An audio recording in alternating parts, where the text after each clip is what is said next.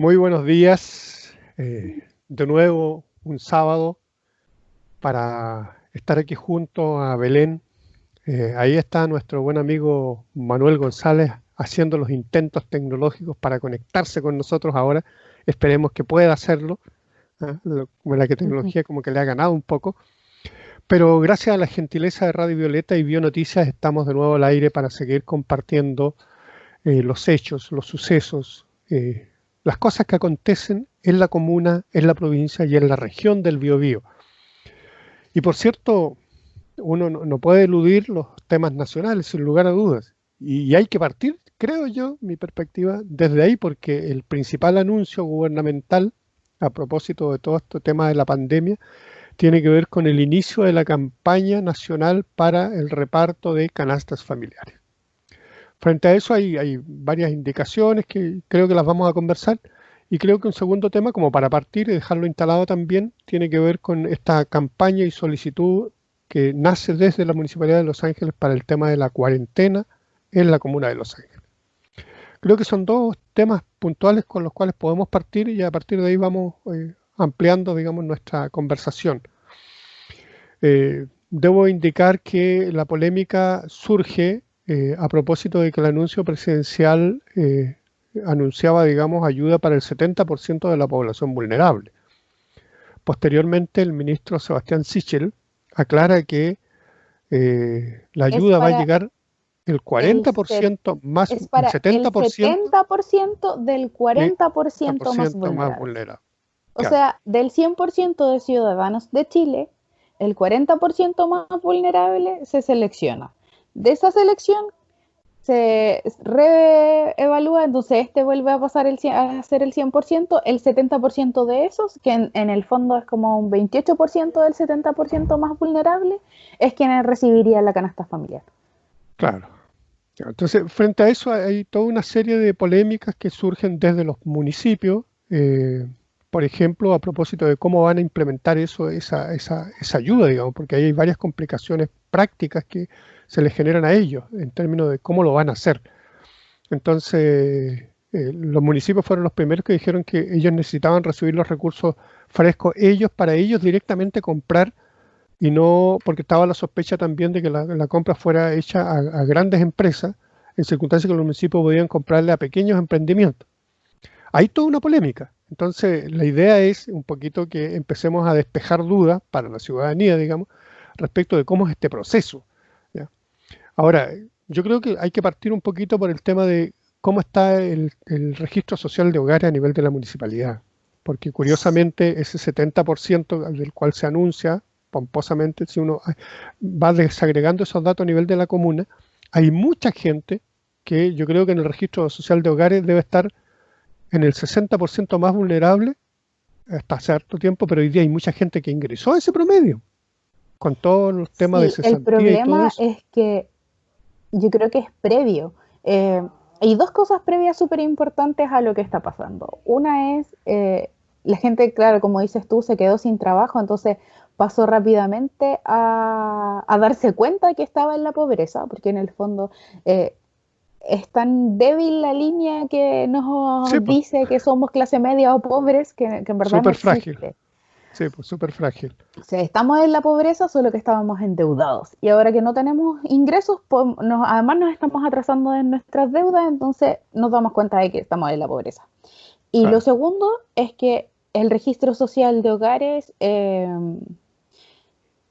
yo siento que todavía es un problema para el gobierno en el sentido de que todavía no se asimila culturalmente y socialmente las modificaciones que ha sufrido la forma de registrar nuestros niveles de pobreza en Chile. O sea, todavía hay alcaldes que en la televisión hoy en día, en los matinales, dicen ficha social, o dicen ficha CAS, o Sí, dicen claro. Sí, claro. ficha de protección social. Y no, es un registro social de hogares. Ese es. Así. Entonces, porque no confundamos a la gente, el registro social de hogares es algo más completo que la ficha que había previamente. Entonces, no es solo ir a la municipalidad y llenar una ficha, sino que hay un cruce de los datos de toda la información que tienen las oficinas del Estado respecto de su situación económica y social. Pero además, para eso necesitamos que la gente actualice esas fichas constantemente, Claro, necesitamos que la gente esté más conectada, y necesitamos que los servicios funcionen mejor. por Entonces, supuesto. hasta hace poco supimos que para las movilizaciones sociales hubieron desmanes en oficinas públicas donde se arrojó papel hacia afuera o se quemó o se rompió, y era un problema para esas oficinas porque no tenían el registro todavía de forma digital. Entonces, un país que está tan lento en la alfabetización digital, es complejo hoy en día medir la pobreza a través de eso. O sea, hay mucha gente que en verdad no tiene la ficha hecha. Muchas familias Claro, que, no sé, mujeres que han sido madres y que no se separan como núcleo familiar a los ojos del estado de sus padres, siguen estando en la misma ficha, entonces no son familias separadas. Hay muchas personas que además en Chile están en situación de pobreza, que no tienen sus papeles actualizados porque son extranjeros, que se pasaron de los días de visa de turista y todavía no se autodenuncian en la PDI. Entonces es muy complejo, yo siento que ya el instrumento tiene muchas fallas. sí, por supuesto, pero el punto central es, si las municipalidades no tienen su registro social actualizado, porque no lo tienen actualizado en su gran mayoría, Porque digamos. ni la gente ni las municipalidades se han hecho cargo de Exactamente. eso. Claro. Segundo, bien lo expresas tú, digamos. Segundo, la gente tampoco puede actualizarlo vía online porque de la población que accede a la red al sistema virtual, tampoco es toda la población, hay mucha población que no puede acceder. Si hoy día, por ejemplo, los pagos a los mismos pensionados, por ejemplo, que podrían hacerse todo directo a sus cuentas respectivas, a sus cuentas RUT, pues si la gente no puede acceder, tiene que ir presencialmente, ¿te fijas? O sea, no hay ninguna posibilidad de poder actualizar esos datos. Por tanto, la duda que queda instalada, y que es preocupante también, es cómo entonces se hace el filtro en las municipalidades para que esa ayuda llegue a quienes verdaderamente lo necesitan, ¿te fijas? Porque es un gran problema ese. ¿Verdad? Porque si uno empieza a mirar las cifras, pues lo primero que hace la prensa particularmente es publicar cifras, ¿te fijas? Entonces, supongamos la Municipalidad de Los Ángeles, puntualmente, según el gobierno, le habrían depositado 980 millones de pesos para esa finalidad. Entonces, uno queda en la duda, porque la verdad es que las cifras de esa ayuda, digamos, son todas a través de postulaciones. Si la gente no postula, no hay ayuda. Entonces, el problema es cómo se postula. Es que volvemos a lo mismo en el fondo. Es un país que estaba en vías de desarrollo y de manera muy pretenciosa se anunciaba muy conectado, y de la noche a la mañana se dieron cuenta de que no, y es evidente que no. O sea, no toda la gente, como dices tú, tiene acceso a las plataformas siquiera, o incluso anterior. No toda la gente tiene acceso a un computador y a un teléfono que tenga acceso a las redes. Entonces es un tema del instrumento como primera cosa. Luego hay gente que tiene los teléfonos, pero que todavía no los sabe usar también porque no tiene alfabetización digital. Claro. Entonces, o sea, lo hemos visto a Manuel, a nuestro compañero que es un poco más añoso que nosotros, le ha costado bastante descargar la aplicación, hacerse el usuario, y es lo que nosotros vemos los jóvenes en nuestras casas, cuando nuestros papás, mamás, abuelos o abuelas nos dicen, oh, no sé usar WhatsApp, enséñame. O me compré este teléfono porque tuve que actualizarlo, pero no sé usarlo. Sí, claro. Eso nos pasa un montón. Claro, Luego, además, hay un tema de las motricidad páginas de, fina, no etcétera. conectamos tampoco también con las páginas de internet. Y eso también se relaciona con que tampoco estamos tan digitalizados, entonces no creemos que no lo necesitamos. Con esto me refiero a, bueno, la clave única. En Sí, Chile se claro. pretende que funcionemos con la clave única, pero yo creo que el porcentaje de chilenos y chilenas que tenemos la clave única y la hemos usado de forma activa, no sé si será superior al 50% de la población que No, debería estar usándola. Yo yo creo que diría es que menos. sí, yo también creo que es menos, por varias razones, porque por ejemplo, claro, tú te acordaste cuando somos más añosos, hay dos cosas que son puntuales, digamos. La velocidad de trabajo en teléfono, en cualquier cosa, a la gente adulta siempre se complica más. Uno, de hecho, es más lento en el uso del WhatsApp, en el uso de las aplicaciones. ¿Qué pasa? Las aplicaciones te dan tiempos. Si tú no actúas dentro de ese tiempo, la aplicación automáticamente te dice se le expiró su tiempo. ¿Te fijas? Automáticamente.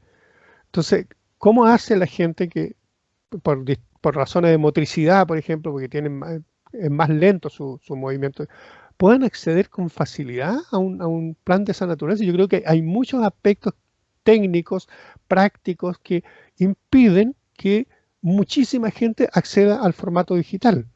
Entonces, la pregunta que uno se hace, si todos lo están planificando vía formato digital, entonces hay algunos que están siendo privilegiados. A tal punto, y ¿sabes por qué lo traigo a colación? Porque hace poco, por ejemplo, en el caso mío, que yo trabajo siempre ligado a los temas de cultura mapuche, también en la CONADI hubo un proceso de postulación a tierra y un montón de cosas, una serie de gente postula y todo eso se hace en formato digital. Y ocurre que cuando empiezan a aparecer los datos, hubo gente, una sola familia que recibió 2 o 3 subsidios a la vez. Para poder corregir eso tuvieron que bajar la página. Pues uno no sabe si es un error o si efectivamente esa familia recibió casi simultáneamente 3 subsidios. Bueno, el mismo fenómeno puede ocurrir aquí, digamos que por temas digitales, por postulaciones, no sé por qué, perfectamente puede ser que una familia reciba 2 o 3 canastas. No lo sabemos, ¿te fijas? ¿O bajo qué lógica? Porque, como bien señalas tú, o sea, también es comprensible porque en muchas casas, digamos, no hay una familia, hay 2 familias. Y Hay eventualmente si distintos son 2 núcleos familias, familiares. hay distintos Lo que núcleos pasa es familiares. que Por tanto, somos tienen todos que recibir. familia, eso es una realidad, pero lo que pasa generalmente, o como se entiende en nuestra cultura, cuando una mujer tiene hijos y está o no en pareja, esa mujer y sus hijos pasan a ser otro núcleo familiar.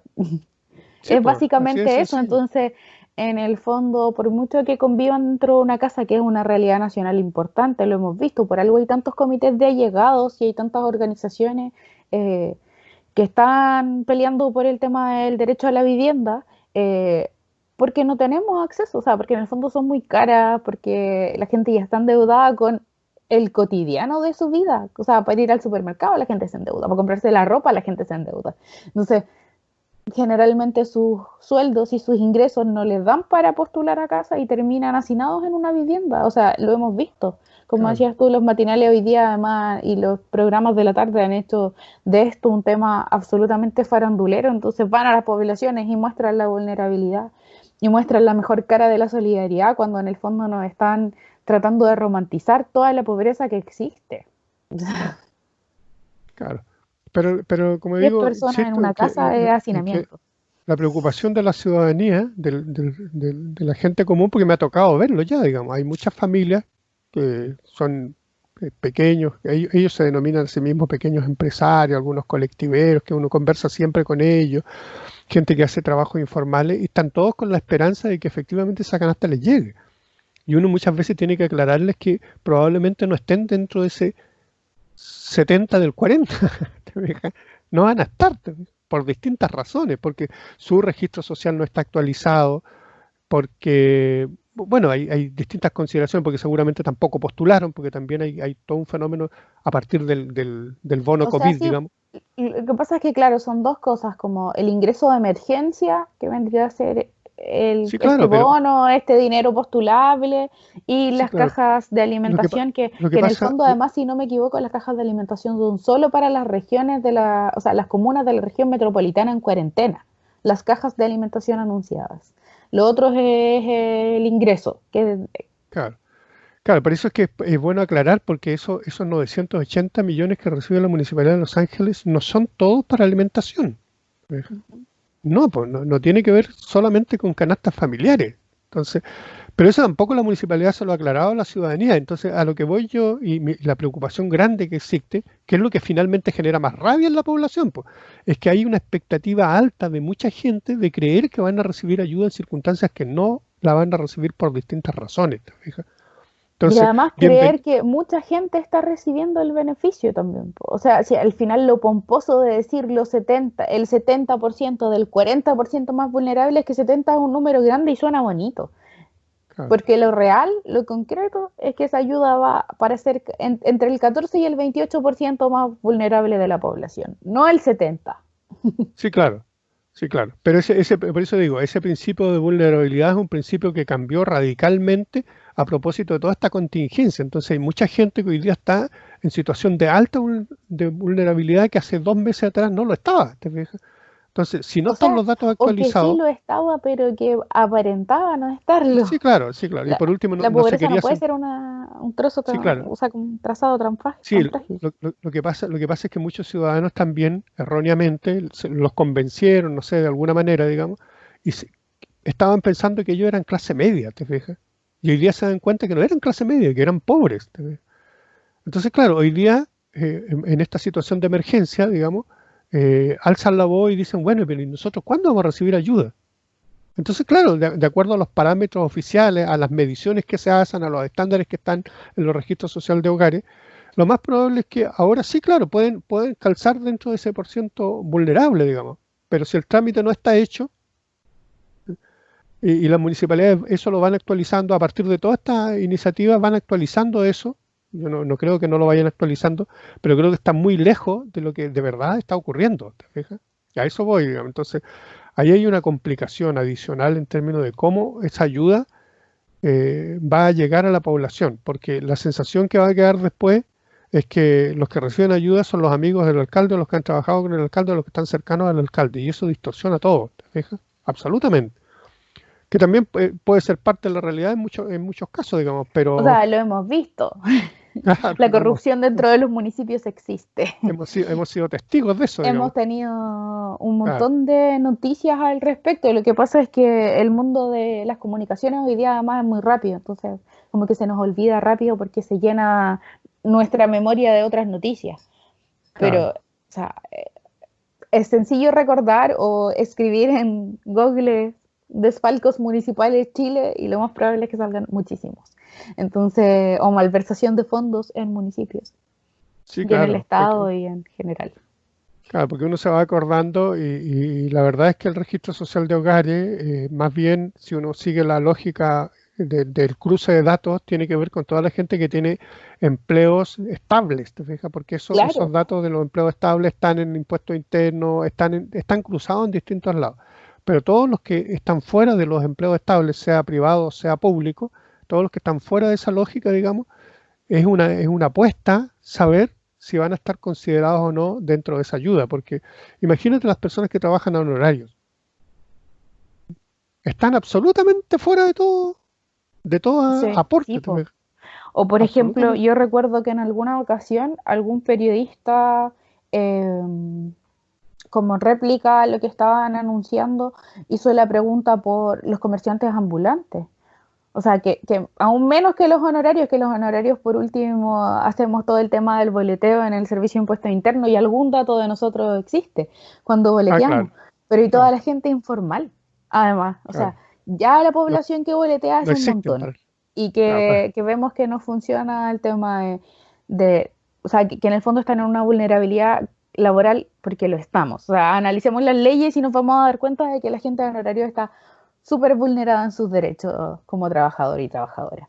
Pero además existe todo un universo de personas que no están asociadas al servicio de impuestos internos y que tienen rubros comerciales, como claro, desde la persona que vende parches curita, hasta la persona que, no sé, hasta la persona del campo que viene a vender sus verduras y claro. fruta a Los Ángeles o a cualquier ciudad. Entonces, ¿qué pasa con ellos en el fondo? Sus ingresos son sumamente inestables, Que desde el dependen punto de de vista las legal no existen, pues, circunstancias, digamos, claro, en términos legales no existen como claro, trabajadores.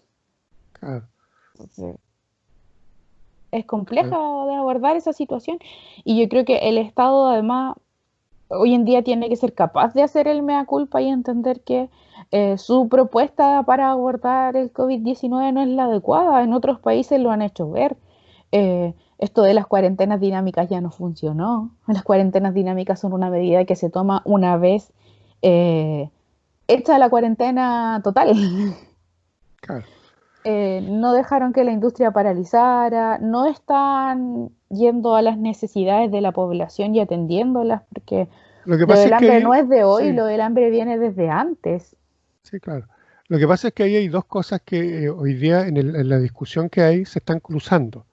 Porque a propósito de la cuarentena, por ejemplo, aquí mismo en Los Ángeles, hay un debate que yo he visto también en la opinión pública, en el sentido de que algunos están de acuerdo con la cuarentena y otros no.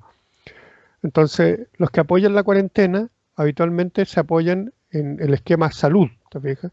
Los que están en contra de la cuarentena se apoyan en el ámbito económico. Entonces, yo muchas veces le aclaro a las personas, porque uno intenta, digamos, tratar de que estas cosas puedan lograr, digamos, una mirada que sea distinta. Yo les recuerdo que el gobierno fue quien declaró un estado de emergencia sanitario. O sea, el COVID, la pandemia, es una situación de emergencia sanitaria. Cuando el Estado declara un estado de pandemia, de emergencia sanitaria, la prioridad en términos de política pública lo tiene la salud. Esa es la prioridad. Lo que pasa es que a poco andar, esa emergencia sanitaria, el Estado cambió la prioridad de la salud a la economía. Pero para hacer política pública, lo que debieron haber hecho es haber derogado entonces el estado de emergencia sanitaria y haber impuesto un estado distinto, porque lo que empieza a ocurrir, pues en un estado de emergencia sanitaria, todos los aparatos públicos se ponen a disposición del equipo de salud, que lideraba, por desgracia, un ministro que no daba el ancho para eso, que el ministro Manay. Él lideraba eso, la emergencia sanitaria. Por eso tenía la vocería y él explicaba qué medidas se adoptaban. Digo. Entonces, el problema es que cuando la autoridad toma una medida sanitaria, necesariamente esas medidas sanitarias tienen que ir acompañadas de apoyos sociales, cosa que no se hizo, ¿te fijas? Pues si yo declaro cuarentena como autoridad sanitaria, tengo que saber que al declarar cuarentena voy a tener impacto económico y por tanto ese impacto económico tengo que preverlo para resolver el tema también. O sea, Pero ojo, yo creo que ellos sí previnieron como los impactos económicos. El tema es que al servicio de quién se pusieron.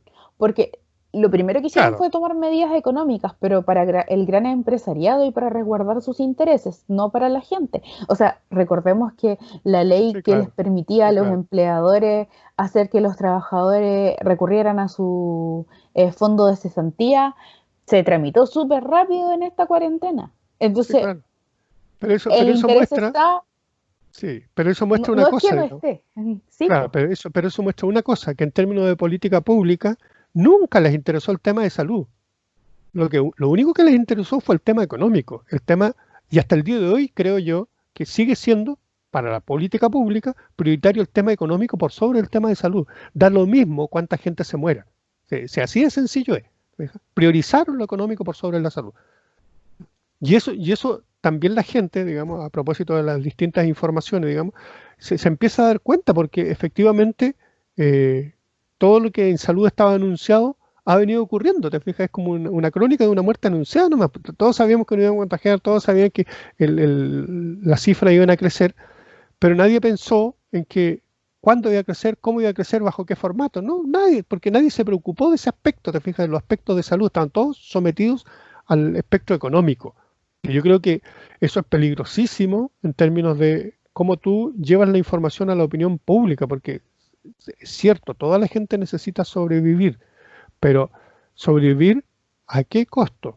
Y esos costos son los que tiene que ponderar el Estado, cosa que no ha hecho, ¿te fijas? Porque no los ha ponderado. Entonces de O sea, repente, porque está más preocupada de ponderar otros costos. sí, claro, entonces de repente yo creo, mi impresión personal es que creo que hay una decisión así, clarísima, de dejar morir gente, sobre todo adulto mayor. Y eso es coherente con lo que muchas organizaciones internacionales, como el Fondo Monetario Internacional, como el Banco Mundial, han planteado, porque yo recuerdo a Cristina Lagarde, que era presidenta del Banco, del Fondo Monetario Internacional, que en algún minuto dijo que había que pensar en que la población de adulto mayor era una carga importante económicamente y que esa población debería disminuir. Eh, yo no tengo claro si el Fondo Monetario instruyó para que hubiera disminución de población adulto mayor, ¿te fijas? Entonces, si está la decisión, yo creo que sería mucho más práctico avisarle a la población, porque lo que se busca es que precisamente, ojalá se mueran todos los viejos, ¿te fijas?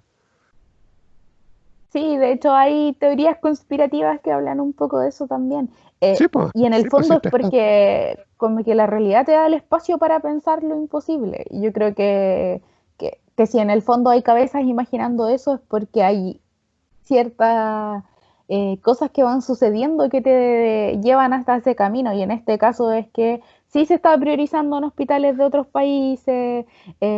Lo más probable es que aquí también se tenga que priorizar y la edad sea uno de los factores más importantes a la hora de priorizar, porque evidentemente a un ciudadano de 80 años le sirve muchísimo menos al mercado que una persona de 40, que Sí, todavía claro, está en el circuito comercial, porque insistimos en que en el fondo lo que pasa es que la cuarentena y antes el estallido social en Chile lo que vino a demostrar es que los ricos son ricos porque se aprovechan de otros que son su fuerza de trabajo y que lo enriquecen.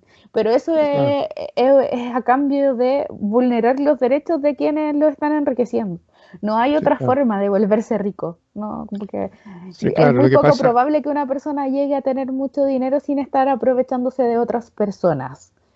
claro, lo que ocurre y la preocupación que de repente a uno le surge es que el ciudadano común que no analiza estos aspectos, digamos, en todas sus variantes, hoy día le reclama al Estado un mayor aporte, en circunstancias que todos estos años lo que ha hecho el sistema y el modelo en particular es reducir la capacidad del Estado, ¿sí? Reducirla a un mínimo posible. Por tanto, hoy día la resolución no depende básicamente del Estado, sino que depende de las políticas de mercado. Partamos de ahí, digamos, ¿no? El Estado no tiene tantas herramientas como para resolver, en términos de estructura me refiero. Ahora, en términos de política, sí, pues, puede resolverlo, porque quienes determinan la política, quienes determinan quiénes pagan más o menos impuestos, son precisamente los poderes políticos, cuestión que no han hecho, ¿te fijas? Porque fíjate que si yo analizo un dato también que yo creo que al ciudadano común le debe servir, todos estos montos que se hablan de aportes que se hacen a los ciudadanos, se están haciendo bajo la lógica de reasignar fondos de los distintos ministerios. Entonces, si uno revisa la glosa presupuestaria, por ejemplo, al Ministerio de Vivienda le redujeron alrededor de 610, no sé cuántos miles de millones de pesos, pero al MOP le redujeron otros tantos. Bombero, incluso, si yo me acuerdo de lo más cercano, digamos, de 3.000 millones de presupuesto, le redujeron 1.000 millones, porque le dejaron en 2.000, si no me equivoco, o algo por el estilo. Pero le quitaron 1.000 millones. Le quitaron a vivienda presupuesto, le quitaron al Ministerio de Obras presupuesto, le quitaron a educación presupuesto.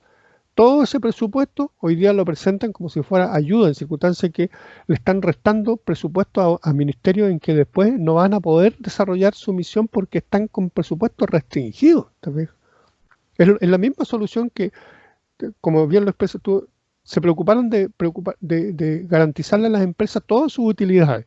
Entonces, para que no tuvieran gastos, fondo de cesantía. O sea, el propio trabajador paga su desempleo, por O decirlo de sea, y alguna manera. además se los re contra hiper mega cagaron, perdón la palabra, porque además ya te mantengo como trabajador, porque esa es la lógica, mantengo una relación contractual contigo, pero desde hoy tú te pagas el sueldo porque en teoría no vas a estar trabajando para mí estos meses, vas a estar en tu casa. Primer pero, muchos trabajadores no están cumpliendo con eso y están llamando igual a sus trabajadores para preguntarle cosas y para pedirles cosas. Si su empleador se acogió a la normativa de trabajo que tenemos por el COVID-19, no le responda al teléfono. No es su deber. Usted está trabajando para usted mismo en este momento porque se está pagando usted el sueldo. Su relación contractual se mantiene, pero no tiene por qué estar trabajando estos meses. Ojo con eso. Lo segundo, eh, los 3 primeros meses o sea, los 3 meses en los que te puedes acoger, porque en el fondo después ya es Sí, absolutamente insuficiente el dinero. El primer mes recibes el 75% del sí, sueldo, el segundo cerca del 50% y el tercero un poco menos. Entonces, no era tan bonito como lo pintaban, porque en el fondo la gente está acostumbrada a percibir el 100% de sus saberes y con eso administrarlos para pagar sus deudas y para vivir. O sea, si yo te reduzco el sueldo al 70% y luego al casi al 50% o menos, eh, lo que hago también es dejarte absolutamente desprotegido. Y además, ¿qué pasa cuando ese trabajador, esto, qué pasa si esto continúa y ese trabajador queda realmente cesante? Ya no va a tener fondo al que acudir así es. porque se lo va a Así haber es. gastado antes manteniéndose a sí mismo para que su empleador no tenga que gastar ni uno. O sea, yo entiendo que puede haber sido una lógica súper atractiva, pero es una lógica atractiva para los empleadores nada más, porque la gente queda absolutamente desprotegida, sin ahorros. con un trabajo, con un empleador que lo hostiga probablemente para pedirle cosas, entonces, Claro, ¿quién ganó? claro. Claro, el punto es cómo, y por eso es importante que la ciudadanía en general pueda enterarse de estas cosas, porque finalmente, cuando uno dice reasignación de fondos, por ejemplo, que yo me estaba recordando recién esta disminución, hay un espectro de la población que no ha tenido ninguna reducción, al revés, ha tenido aumento en sus presupuestos, y son las Fuerzas Armadas. ¿Te fijas? O sea, se puede tocar a todos los ministerios menos a ellos. A ellos no le han reducido ni un solo presupuesto, al revés, le han aumentado su presupuesto para gastos, particularmente, digamos, en todo lo que tiene que ver con compras militares, en todos los ámbitos, en la marina, en la aviación, que han ido comprando mucho más material Buques. de guerra, buques, carabineros, ¿para qué decir? Entonces, los presupuestos han ido aumentando bajo pandemia, bajo pandemia. Entonces, claro, ahí hay claramente una política que se orienta de una manera equivocada, porque junto con eso, por ejemplo, desde el punto de vista del Estado, que en un estado de emergencia sanitario, administrativamente el gobierno puede, no es que no pueda, puede administrativamente fijar precios. Y no lo ha hecho, no lo ha hecho. En un estado de emergencia hay muchas atribuciones que el gobierno tiene y que no las ha utilizado. Entre esas, la fijación de precios. Entonces, ¿qué tenemos hoy día? Especulación, pues. Y una especulación tan brutal que incluso nace la duda respecto de cuánto se están pagando por las canastas familiares. ¿Me fijas? ¿Y a quién se le ¿Cuánto, están cuánto, comprando? cuánto sobreprecio habrá ahí? ¿Te fijas? Entonces, ¿cómo se abusa de ese tipo de cosas? Entonces, es evidente que con esta situación la rabia ciudadana, el ciudadano que se está informando va acumulando. Entonces, la explosión social y la rabia, digamos, crece. Y frente a eso no hay ninguna respuesta ni del empresariado ni del Estado para resolver una situación que cada vez se torna más dramática. Entonces, aquí es donde nace esto que nosotros señalábamos al final del periodo, digamos, que esto va a ser un aprendizaje muy fuerte para toda la gente en el sentido de que hoy por hoy, si no nos apoyamos nosotros, si no nos organizamos nosotros, si nosotros no batallamos por los derechos, nada va a cambiar, nada va a cambiar. Y yo creo que yo miro por el lado positivo eso, porque siento que las ollas comunes que se están desarrollando en muchas comunas de Chile, esta situación ha obligado a la gente a volver a pensar en el colectivo, ya no de manera individual, ha obligado a la gente a organizarse, ha obligado a la gente a solidarizar, a recuperar algo que perdimos durante mucho tiempo. Entonces, aprovechemos bien eso para que efectivamente nos organicemos mejor, para que efectivamente podamos trabajar un formato distinto que nos permitan de una vez por todas cambiar esta situación. Porque si no hay organización, si no hay este sentido de red, de solidaridad entre nosotros, van a seguir abusando de nosotros, sin lugar a dudas. Sí, yo creo que es momento para reflexionar y pensar en el tipo de ciudadanos que somos todos y todas y en los que vienen y los que se están formando para ejercer una mayor ciudadanía. Entonces, en el fondo, no es solo llamarlos a entender la importancia de votar y elegir a buenos representantes, que sí lo es, pero Sí, no claro, solo eso, sino que también es organizarse y mantenerse activo el resto del periodo. O sea, y no solo respecto de la autoridad, sino respecto de nosotros mismos y nuestra comunidad, porque hemos visto la peor cara en el fondo de la individualismo y de esta separación en la que nos han metido entre nosotros mismos, po, que es todos estos casos que han pasado de personas a las que han encontrado muertas en sus casas eh, después de días incluso porque sí, algún claro. vecino ya se dio cuenta de que no salía o porque no sé, o sea, como que ya no respondían, pero eso significa que estamos viviendo solos y apartados. Y la única manera de atravesar estas crisis es juntos, independiente del distanciamiento social que tenemos que tener por el COVID-19. Que por favor tratemos de respetarlo y andar con la mayor prevención posible. O sea, sí, andar con Claro. mascarilla, lavarse las manos constantemente, eso se mantiene, pero entendemos que es necesario conectarnos, ya sea como nosotros de forma virtual o en persona y elaborar estas ollas comunes que nos permiten sobrevivir en el fondo a esta Sí, crisis. claro, sí, claro. Y yo creo que es importante, y por qué todos estos temas los traje a colación, porque yo creo que a la gente la están colocando en dilemas falsos cuando le dicen cuarentena o no cuarentena. Porque finalmente la cuarentena, si está decretada por salud, es necesario. La cuarentena lo único que significa son restricciones a la movilización de los ciudadanos. No significa que, por ejemplo, usted no pueda salir a comprar sus alimentos al supermercado. Claro que lo puede hacer. Lo que pasa es que todo eso requiere una organización diferente. Entonces, la pregunta que uno se hace es qué tan preparados estamos para funcionar de una manera distinta, porque ese es el fondo del cuento, ¿te fijas? Entonces, yo siento que ahí hay dos responsabilidades. Una responsabilidad que es del ciudadano común, que efectivamente tiene que tener consciente de que va a tener que organizarse de una manera distinta para ir a comprar, para un montón de actividades, porque la actividad productiva no se para, si la gente va a seguir trabajando igual, solo que va a tener restricciones en eso, digo. Pero yo siento que la actitud de hoy día está en no acatar ningún tipo de restricción, porque evidentemente está en juego la libertad personal, como dicen algunos. Entonces, porque uno ve a la gente que sale, y la verdad es que sale, pues me ha tocado verlo en el centro, familias completas, con niños, con todo. Entonces, de pronto, claro, hay un problema cultural también, estoy de acuerdo yo en eso, pero yo creo que ahí hay también un tema de conciencia respecto de qué es lo que uno privilegia. Entonces, si la gente que puede quedarse en casa no lo hace, es porque no está consciente de los riesgos de salud. Y la gente que no quiere salir, pero tiene que salir porque tiene que trabajar, está corriendo un riesgo conscientemente, pero eso, todo eso requiere organización.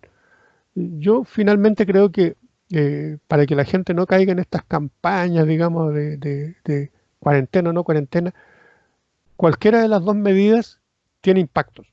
Y en ese sentido, el llamado es que la actuación nuestra como ciudadanos sea una actuación consciente y organizada. Yo creo que ese es como el gran desafío que tenemos por delante, la sensación que me queda a mí, digamos. Porque en los sectores políticos lo que buscan es colisionar a los propios ciudadanos, ¿te fijas? Enfrentarnos entre nosotros. Y yo creo que no es el punto, po. No es el punto. Y yo creo que de lo que decías tú, con lo que quisiese poner, en lo que quisiese poner más hincapié en el tema de la conciencia. Es como, qué tan conscientes estamos como seres humanos de la importancia de las decisiones que tomamos para nuestras vidas y la de los que nos rodean. Entonces, creo que es súper importante tomar conciencia de quiénes somos y de lo que hacemos, porque como dices tú, hoy en día eh, no nos hacen tomar conciencia, sino que nos hacen tomar posición sin mucha información. Es más Así como, es.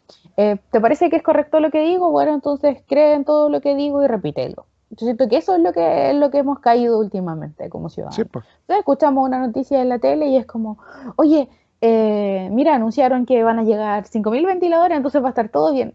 Los ventiladores son el último recurso.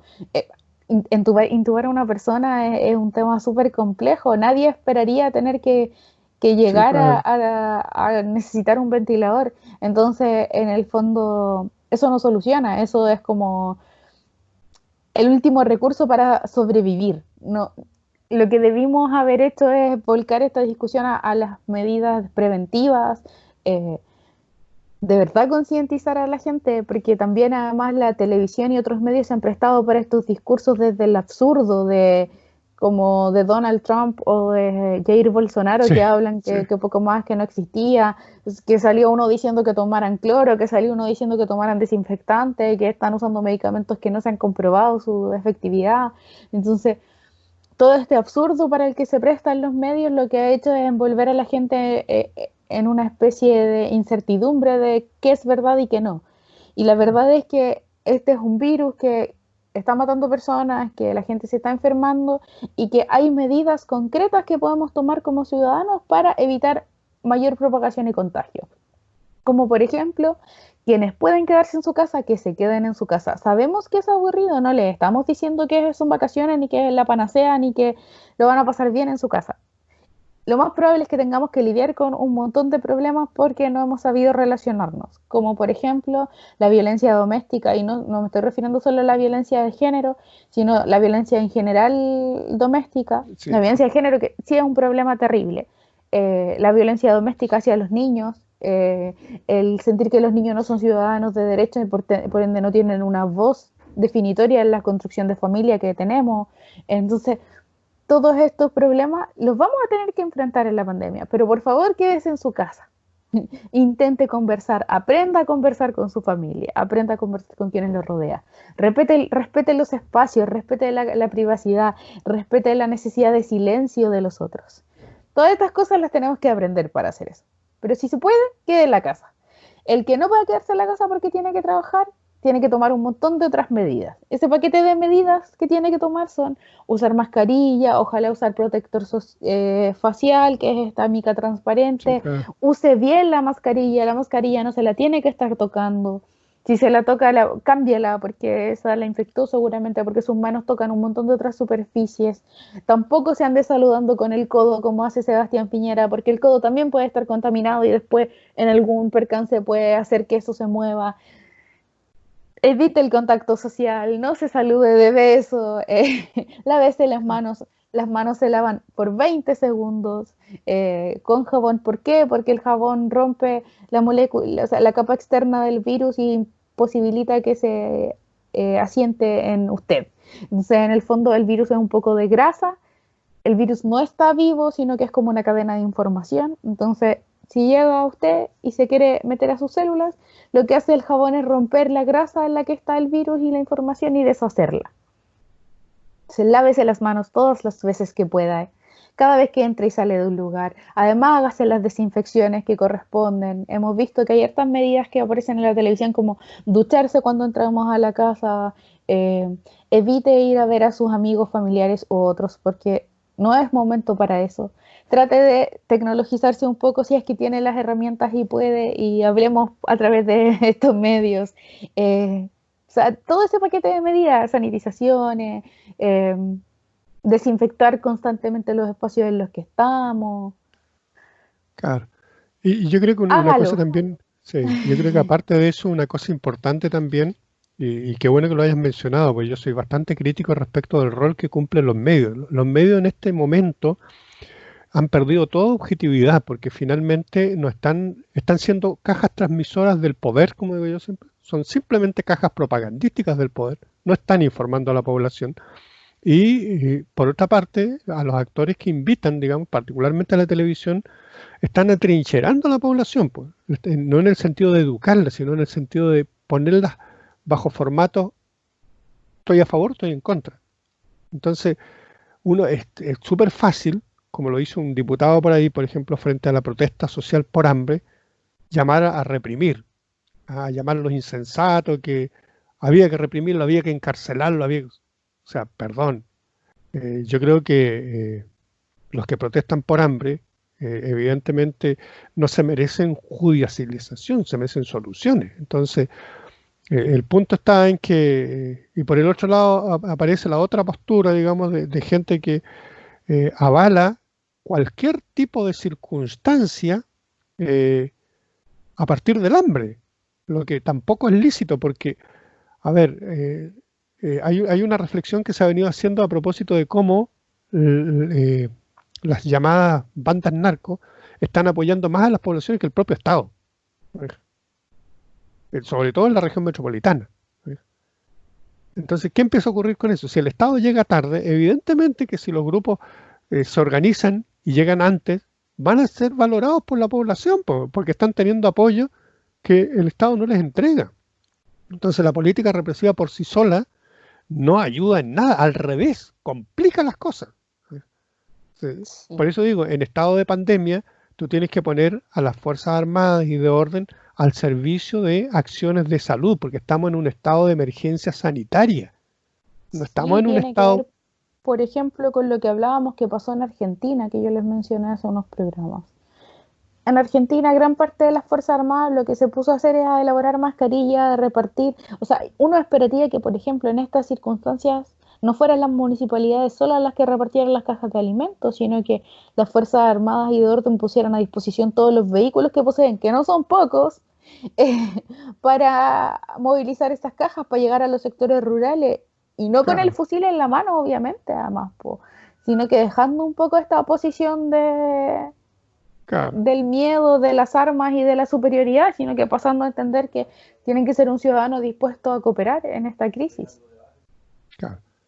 Pero ahí hay, por eso te digo, ahí hay políticas de Estado, porque finalmente la gran responsabilidad del Estado, digamos, en el sentido, bueno, el Estado hoy día hay un gobierno que efectivamente le da un sesgo a eso, en el sentido de entender que el rol de las Fuerzas Armadas en tiempos de paz tiene que ver con un rol de colaboración con la población, sobre todo en una emergencia sanitaria. Ese rol de colaboración no lo han estado cumpliendo, o sea, digo yo en términos genéricos, porque evidentemente hay cosas puntuales en las que se han estado ayudando, por ejemplo, el traslado de pacientes, que lo ha hecho la aviación, o el control de algunas áreas específicas para impedir esto de las segundas viviendas, como en el caso de la costa, ¿eh?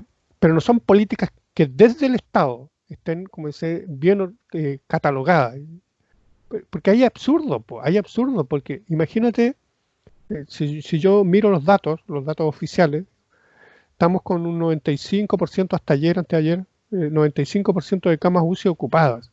En Santiago se supone que todavía quedan camas, pero buena parte de la gente que está en Santiago la están trasladando a regiones, a Obvio, Los para Ángeles. evitar tener el dato feo, para evitar decir estamos colapsados y no tenemos camas, pero lo están, o sea, lo Sí, están, pues, por eso están mandando gente a regiones, por eso hay gente esperando en las ambulancias afuera de los hospitales y las clínicas, por eso porque te el digo, sistema ya está colapsando en Santiago, lo que quieren eso, hacer es volver a pasarle una repasadita de pintura por encima. Así como la claro, manito de gato, bueno, nuestra manito de gato ahora es enviar pacientes a regiones para que claro, parezca que en Santiago estamos un poco más descongestionados. claro, Pero ¿qué va a pero pasar después en las regiones con eso? Es una decisión también un poco irresponsable. claro, por eso insisto que faltan políticas que tienen, que desde el Estado tienen que ser mejor implementadas. Y esto mismo por el feriado largo, por ejemplo, de los llamados cordones sanitarios. O sea, perdón, con la cantidad de vehículos que salió del área metropolitana solo a la quinta región, el cordón sanitario no está funcionando para nada, ¿te fijas? Entonces, pero bueno, ese cordón sanitario, todas esas medidas que tienen que ver con la aduana sanitaria, cordón sanitario, son medidas que ya deberían estar funcionando en muchos lugares, porque si yo me pregunto aquí en Los Ángeles, que está toda la campaña esta para el tema de la cuarentena, ¿en qué minuto alguien ha pedido que ya el cordón sanitario esté instalado? Porque es una medida previa, ¿te fijas? Si queremos cuarentena, instalemos como paso previo, digamos, cordón sanitario. Pero no está ni el cordón sanitario, ni la aduana sanitaria, y más encima, cuarentena. O sea, vamos a llegar de golpe, así, de un rato para otro, se nos va a caer todo encima. Y la pregunta que uno se hace siempre, ¿estamos preparados para? Porque esa responsabilidad, y en el caso de la comuna, esa responsabilidad estatal la tienen los municipios, ¿no?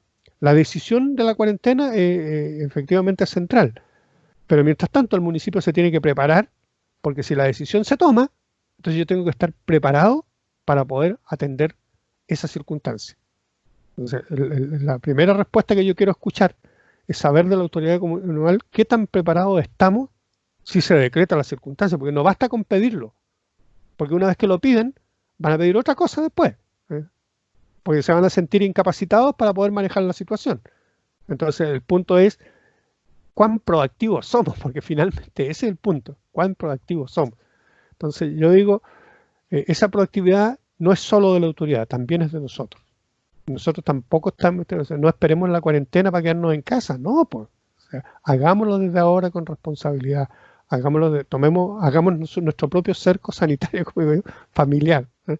¿Quiénes van a salir? Que sea lo justo y lo necesario. Por eso digo yo, requiere orden, organización, ciudadanía. Ahí las juntas de vecinos tienen un rol muy importante que cumplir. ¿Qué tan coordinadas están las juntas de vecinos con el municipio? Es una pregunta que uno podría hacerse, ¿te fijas? Con legítima razón, digo. Yo Sí, siento que no, pues. absolutamente. Claro, yo siento que eso no está ocurriendo, entonces por eso es la preocupación de uno, digamos, en el sentido de poder anticipar esas circunstancias, porque yo creo que uno de los grandes problemas que hemos tenido a lo largo del tiempo es que todos, particularmente la autoridad, no anticipa nada, solamente reacciona, ¿te fijas? Y yo creo que estamos en la hora de que tenemos que anticiparnos, no reaccionar. Eso es como el desafío que tenemos. Sí, estoy mirando, ya nos queda poquitito tiempo y me gustaría además tratar un tema cortito, ¿Ya? eh, que de algo que tú mencionaste, de hecho, que eran estas manifestaciones por el hambre. Yo creo que me gustaría sumar al análisis de ese proceso lo que pasó respecto de la gordofobia que existe en nuestra sociedad. O sea, Oh, yo vi sí, muchas manifestaciones de gordofobia en los últimos días de decir, pero ¿cómo están manifestándose por el hambre si están todos gordos y guatones? Señores y señoras, la nutrición también es un problema que se ha visto muy, muy, muy latente a través de la desigualdad social, o sea, impulsada por esta desigualdad social. Hoy en día no es que esas personas sean gordas porque comen sano y porque se nutren, sino que somos la clase baja y la clase media generalmente tiende a estar más gorda porque se malnutre, se sobre malnutre. O sea, en el fondo es evidente que si lo que tenemos como primer acceso es el pan, que es carbohidrato y más carbohidrato, lo que comamos nos haga engordar. No quiere decir que esas personas se gasten su sueldo en comida, muy por el contrario, lo que pasa es que comen muy barato, sí, claro. porque comer caro, o sea, comer sano en Chile, comer saludable es un poco caro. Yo también quiero desmitificar un poco eso en el sentido de que cuando uno consume desde la producción local puede ser más barato, pero hay que tener educación alimenticia y eso no sucede. O sea, muy por el contrario, ¿qué pasa cuando una persona de escasos recursos va al supermercado, o sea, va al consultorio a pedir hora para nutricionista? La nutricionista le da una dieta estándar con alimentos que ella generalmente no conoce ni sabe usar, con pocas herramientas reales para entender por qué es importante cierta cantidad de proteínas, cierta cantidad de carbohidratos, cierta cantidad de fibra y otras en nuestra alimentación, sino que es, bueno, entonces si quieres bajar de peso, porque además a un nutricionista uno no va al parecer a aprender a nutrirse, sino que va por una dieta para bajar de peso. Sí, claro. eh, Terminamos cayendo en que la población evidentemente más pobre va a ser más obesa. Sí, Entonces, claro. tampoco es sano como dejar pasar eso. Yo siento que nuestra sociedad es absolutamente gordofóbica. Creemos que los gordos están todos enfermos. Se ha patologizado mucho de la gordura a través de las clasificaciones. Eh, pero no nos damos cuenta de que esa gordura tiene una raíz en la misma desigualdad que nos Sí, claro. mantiene tan separados como Sí, estamos. claro. Sí, claro. Falta de educación en salud, sin lugar a dudas, pues sí, eso tiene es producto de algo. Es decir, la desnutrición la produce la falta de alimento. La gordura también es un producto social, en el sentido de que el tipo de alimento que se consume no contribuye, como bien decías tú, a la nutrición de las personas, sino que más bien genera una malnutrición. No por nada, la gente, bueno, si tiene memoria lo puede recordar, digamos. Hubo una campaña en el caso del Parlamento para colocarle etiquetas a los alimentos a propósito de las cantidades de azúcar o de lípidos que esos alimentos puedan tener. Porque el consumo que había crecido, el consumo de las bebidas, fundamentalmente, principalmente azúcar. Y El también los etiquetaje llamados, de los cuatro sellos. el etiquetaje Alto de en los cuatro calorías, sellos. alto en grasas saturadas, alto en sodio y alto en azúcares refinadas. Exactamente. Entonces, eso es una clara demostración desde la política pública de que efectivamente el ciudadano chileno se estaba malnutriendo. Y por tanto había que tomar medidas y para eso se instalaron como un efecto, yo diría más bien propagandístico, bueno, yo creo que más de algún efecto ha tenido de saber, digamos, cuáles son los alimentos saludables o no. Pero el punto atraviesa en que los alimentos saludables, por el solo hecho de ser saludables, subieron de precio. Entonces, claro, ¿qué empezó a ocurrir, digamos? Y ahí aparece el tema de la desigualdad. ¿Qué consumo? Lo que está al alcance de mi bolsillo. Y lo que está al alcance de mi bolsillo no es precisamente lo más sano. Porque hay mucho de alimento transgénico, alimento con mucho contenido de azúcar, que se ha O ido sea, si no, modificando, nos pero vamos a un ejemplo súper sencillo. Si uno va a un supermercado, los tallarines de la marca propia del supermercado van a estar bordeando los 300 pesos, más una salsa de la marca propia del supermercado son como 200 pesos más. Si yéndonos a lo más barato de lo más barato, podríamos tener una olla de comida para cuatro personas de tallarines con salsa por 500 pesos. ¿Qué son los tallarines con salsa? Químicos, calorías, calorías y más calorías. Calorías, azúcares, grasa. Nada más que claro, eso. ¿La gente come? Sí. ¿La gente se le pasa el hambre? sí, pero la gente se nutre, no. Claro. Muy por el contrario, si yo tengo dinero, voy a La Vega y me compro un montón de verdura, lo más probable es que puede que mi alimento incluso no sea tanto más caro, pero me va a llevar un montón más de tiempo, implica un Sí, conocimiento claro. previo del uso de los alimentos. Sí, Entonces, claro. en el fondo, es evidente, si yo tengo 2.000 pesos para pasar una semana, voy a preferir gastar 500 en el paquete de tallarines. No Y qué voy a bueno que ir lo a hayas... comprar un par Sí. de verduras.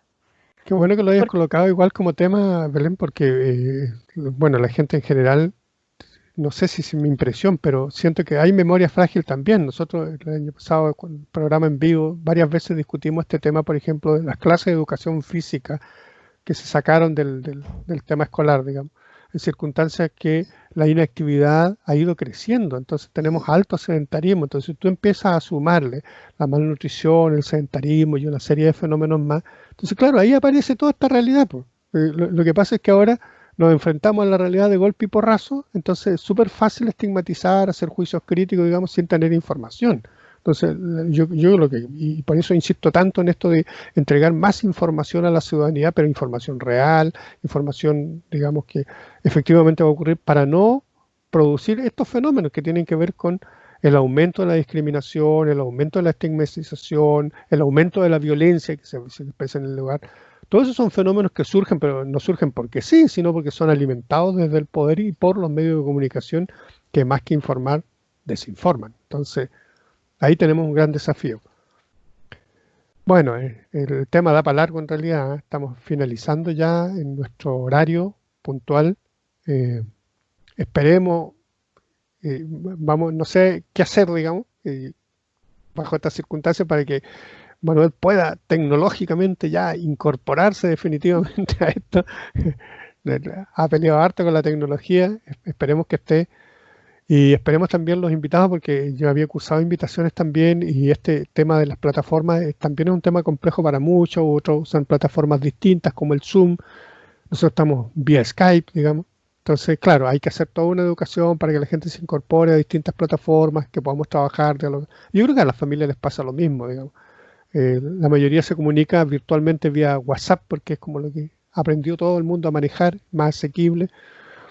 Otros lo hacen vía Facebook, ¿ya? Eh, los que saben un poquito más están metidos en el Zoom, y los que ya tenemos un poquito mejor, estamos con otras plataformas, entre ellas el Skype, que nos permiten esta conexión, pues. Entonces, bueno, pero están invitados de igual manera, vamos a hacer las invitaciones respectivas y vamos a intentar con nuestro buen amigo Fernando, que es quien nos cede estos espacios, que se actualicen tecnológicamente para que podamos tener más invitados y podamos ser muchos más los que estemos en el debate. Así que esperemos que la próxima semana seamos más, los tres por lo menos, y alguien más y quizás. esperamos no darle la lata que creemos que estamos tratando de transmitirles algún cierto tipo de mensaje y bueno, de reflexionar en torno a lo que pasa. Entonces, Sí, si claro, le damos la lata, avísenos. sí, Si quiere tocar algún tema, avísenos. sí, Recuerda que claro, están las redes sociales abiertas de Radio Violeta y de Bionoticias. sí, claro. Estamos tratando de aportar el máximo de información posible con un juicio criterioso nomás, es como el gran esfuerzo que estamos haciendo. Así que nos vemos el próximo sábado en el mismo horario, en el mismo canal, cuando el río suena, con Radio Violeta y Bionoticias, si nos quiere ubicar después, pues hoy día estamos en vivo. ¿Eh? Las otras veces lo habíamos grabado, esta vez estamos en vivo y podemos interactuar, así que nos encontramos la próxima semana.